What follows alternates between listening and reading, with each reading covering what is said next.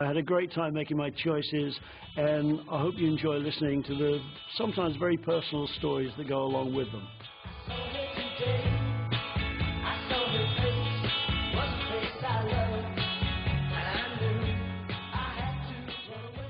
I am a baby boomer, a child of the 50s, and if I had my way, I'd be stuck in the 50s. I'd go back, well, with central heating. I can't do, couldn't do with the cold weather that was around. But the pop music was very, I suppose, inconsequential when you look back at it now as our parents' music. In fact, we were mini parents. We had mini versions of what our parents wore, and we had their kind of light entertainment. It was Doris Day singing the Deadwood Stage, and Perry Como, Don't Let the Stars Get in Your Eyes, and Joe Stafford singing The Shrimp Boats Are Coming. But there's some good music as well, and rock and roll hadn't arrived. We were still waiting for that to come along. And I suppose the people at the cutting edge were people like Frankie Lane, who, in the mind of the general public, had his successes mainly with cowboy-associated theme songs, but he had some great power ballads as well. And one of the best I can remember was a song called A Woman in Love, and that's the one I'm going to go for.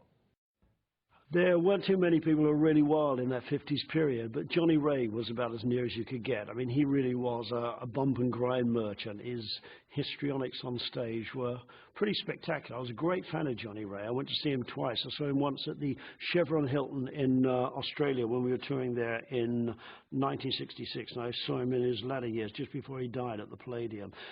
So many good records, virtually all covers. And I remember a song he covered in the 50s, which was originally by a group called the Prisonaires, who were on the Sun label, Sam Phillips' Sun label, and they were let out of prison to record this record. Of course, it didn't make the national charts because black acts were just not allowed to do that, really. So generally the white artists who managed to cross over got the chart successes, and Johnny Ray did it. But he didn't do it in a substandard way. His records were just great, a great admiration. He was one of my all-time entertainers, who in fact must have influenced Presley, because Johnny Ray's Such a Night, Elvis covered that later on, and there's no doubt that Elvis was a big influence. I think the one I'll go for is probably one of his most popular records, which is, as I said, originally recorded by the Prisonaires. It's a song called Just Walking in the Rain. There's no doubt that the first influence in rock and roll for me was Elvis. He was the big deal. He had the matinee idol looks. The second to him would be Gene Vincent. In fact, that was Gene Vincent's records were the second I ever bought full price for, way back in those early days. And he was wilder than Elvis in some ways, if that's at all possible. And I remember when he came over to do TV over here, Jack Wood brought him over, and he was everything you expected. He was dressed in leather, he swung his leg over the microphone, he was a manic performer. I did work with him at the Star Club in Hamburg, and unfortunately he turned out to be as mad as a box of frogs and best to be avoided, because he was obsessed by guns and knives and things like that. Very, very unpredictable and dangerous person. But his music was great, and his appearance in the film The Girl Can't Help It is unforgettable. I like so many of his records, but I have to say the one I would definitely go for is Bebop-A-Lula.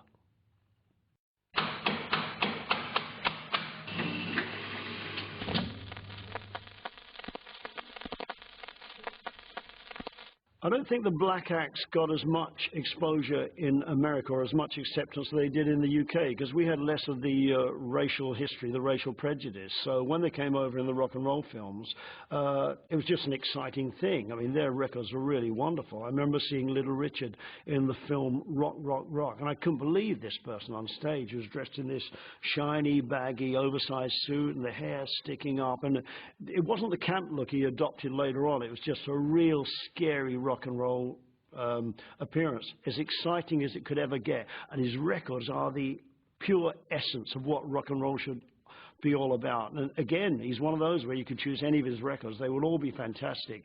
What shall I choose? Rip It Up. That's such a great record. Of course, once rock and roll arrived, we had all of our British clones trying to ape their idols as best they can, and I suppose try to be original, although in the main it was copying people. Everyone wanted to be Elvis or such like. There were three really authentic British homegrown pop records, rock and roll records. One, the third, the lowest, would have been Brand New Cadillac by Vince Taylor. Second would probably be Johnny Kids Shakin' All Over.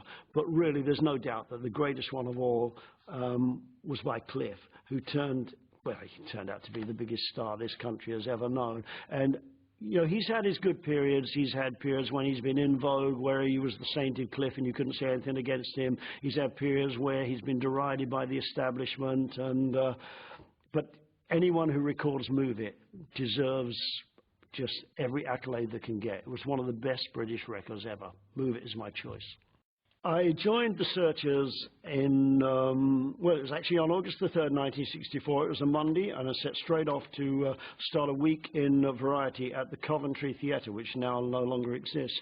And we were headlining. There was a variety of kind of odd acts on, but our main support was Dusty Springfield, who worked out of our office. So I got to see an awful lot of her. We became great friends. We would socialize a lot. We would have parties with her and her brother Tom at either his flat in Chelsea or at Dusty's house in Aubrey Walk in Notting Hill. And wonderful times together. We went to the tennis together, we had dinner at my place, and so many things. Great fond memories, and she will always be missed because she really was the greatest female star of that era. And I don't know what went wrong. I mean, her career should have been enormous. She should have been doing arenas and stadiums. Instead, she went through this traumatic period where she went to Canada, got virtually written off. She went off the radar completely. She was, I believe she was on benefits at sometimes. It's unbelievable to think of a star like Dusty Springfield having a life like that. And I just wish that she could have hung on and kept her health and stayed alive for everything to come back, because surely she would have been one of the greatest stars. Anyway, she didn't. She'll be sadly missed, especially by me. And here's one of her greatest records, You Don't Have to Say You Love Me.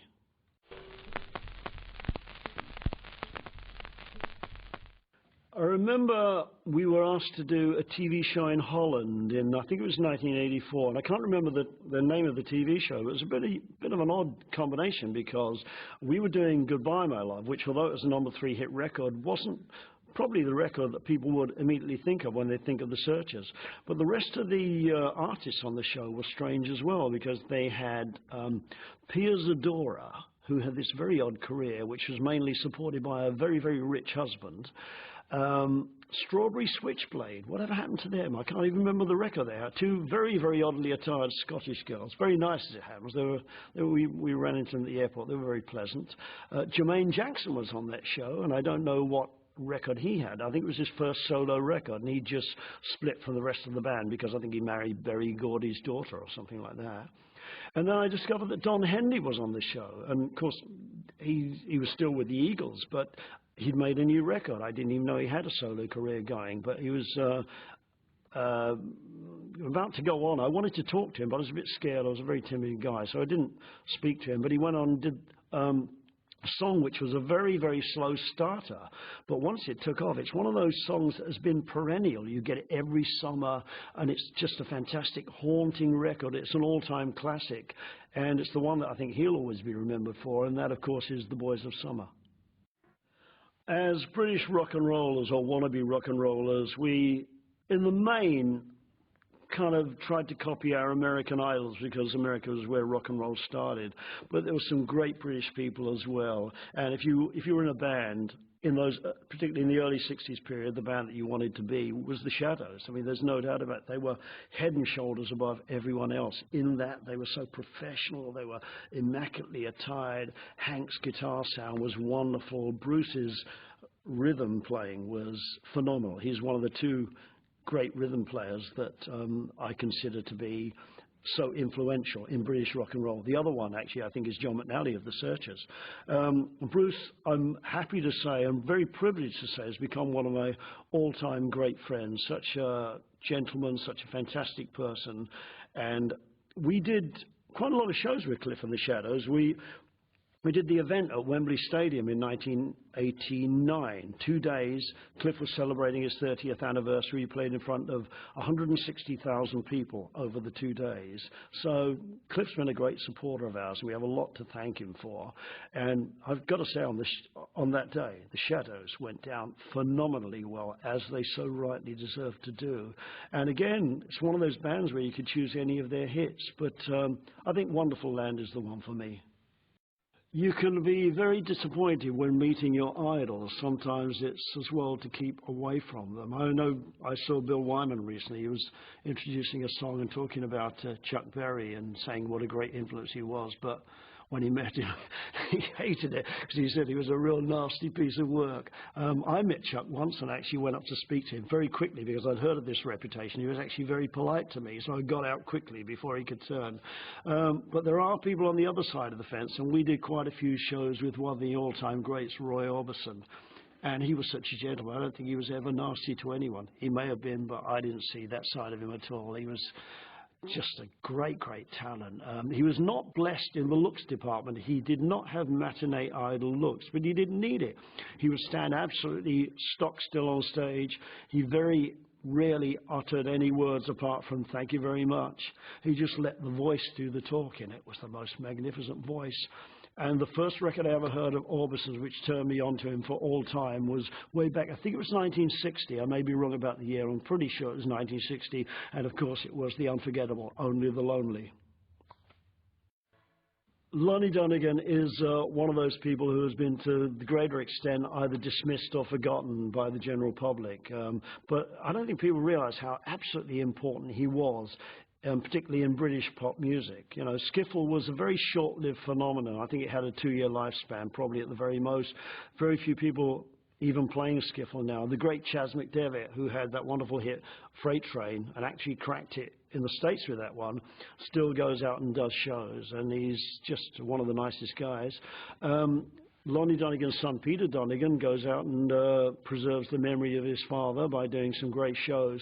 But Donegan, I tell you what Donegan did was, you see, in those days, we were trying to aspire to be rock and rollers. Guitars had just come in. We all wanted to play guitar. But, of course, we couldn't play guitar. We didn't have any musical knowledge or musical skill. So we were learning day by day a few chords. What Donegan did was to let you believe that with 3 chords, you can actually go on, present yourself in front of a load of people with, as I say, with the fewest chords and with the absolute minimal of talent, if any, and pretend that you're an entertainer, to believe that you could go on and perform before people. And Donegan, of course, Donegan wasn't restricted in little talent. He had absolutely huge talent. He was great in the early days. If you ever watch any of his early performances, there's such dynamics in his show, such an intensity and power, and absolute skill. He was head and shoulders above everyone else. And I saw him about 2 years before he died, and his show wasn't disappointing compared to the old days, which happened so many times when you see old artists, because they don't sound the same, they don't sound as good. He was as good, if not better. It was just absolutely stunning, and he was one of the most important musical influences in my life, and I'm very, very happy to choose a Lonnie Donegan song. Problem is which one to choose. I'll go for Cumberland Gap. I have no significant story to tell about this next choice. It's just that it's such a beautiful record, and it kind of embodies that period where the more subtle bands and the bands concentrating on the musical element and the harmony took over. It's Crosby, Stills and Nash, and I didn't know Crosby or Stills. I saw Stephen Stills in the Ivy one night, and someone pointed him out, and he had changed from the person I remember. He was the size of a small village when I saw him, but there you are, you know, that's America for you. But Graham Nash, of course, I knew when he was with the Harleys, and he really was one of the nicest guys. And it must have been such a courageous thing for him to leave a band like that, who went on having some stunning hit records and actually handled their career a hell of a lot better than we did. Hence, their length of hit period was greater, but he had the great courage to leave and join up with the others over in the States, and then even go on to Crosby, Stills, Nash and Young and make some of the best harmony records ever recorded. I remember hearing the first album and picking out Marrakesh Express as the hit record, and in fact it was the first single, it was the hit record, but probably wasn't as indicative of the real talent of Crosby, Stills and Nash as Teach Your Children.